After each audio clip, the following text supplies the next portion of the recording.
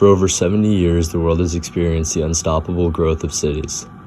But to what extent should we tolerate that growth if it encroaches onto our natural resources and destroys vast ecosystems? What is that growth called? It's known as urban sprawl. But what is it truly? According to Britannica.com, it is the rapid expansion of the geographic extent of cities and towns, often characterized by low-density residential housing, single-use zoning, and increased reliance on the private automobile for transportation. In other words, it's basically the expansion of urban areas or cities growing bigger. According to atlasofurbanexpansion.com, LA's annual urban sprawl growth is 0.4%. Its population has only increased drastically in the last 50 years, contributing to its urban sprawl problem because more people means there needs to be more places to house them. It has grown to over 39.24 million people and will only continue to increase, according to a population estimate done in 2021 on Statistica.com. One of the main causes of urban sprawl is an increasing population. Due to a better job market and access to opportunities, many people move closer to cities. However, there simply isn't enough room. A higher standard of living, increased desire for larger living spaces, and lower property costs further away from the city all cause a high demand for residential housing close to the city and suburbs. This need to accommodate the increasing population size results in urban sprawl, but this has many consequences. With an extreme dependency on cars for transportation, the high number of commuters from the sprawling suburbs to cities results in pollution and harms the environment, especially with the reliance on fossil fuels for energy.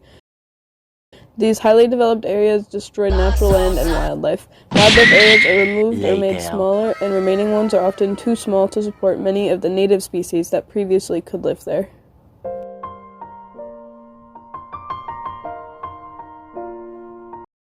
LA can be used as an example of what to avoid in urban planning. Future communities should implement smart growth, which means to create energy-efficient homes, manage urban growth direction, and preserve agricultural and environmental resources. According to Britannica.com, smart growth means that you use management strategies to direct urban growth. Some principles include integrating various land use types, increasing transportation choices, and designing energy-efficient homes. Another form of smart growth is new urbanism, which is the physical design of neighborhoods, so making them environmentally friendly and stuff like that. And one important principle about smart growth are urban boundaries, which involve mapping out lines to separate areas for agriculture, urban expansion, and much more. It helps contain urban sprawl and construction. One example is the city of Portland, which implemented an urban boundary in 1979. And while their population has increased by 50%, the construction has been contained in the boundary.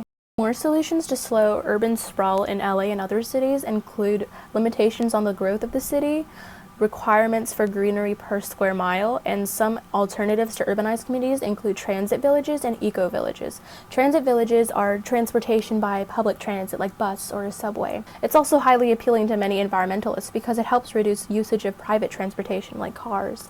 And eco-villages are similar to transit villages but use carpooling instead. Residents commute to and from places through carpooling and rideshare programs. These villages are also known for residents that work together to maintain the ecological sustainability of their eco-village. They're also supplied with produce by local farms.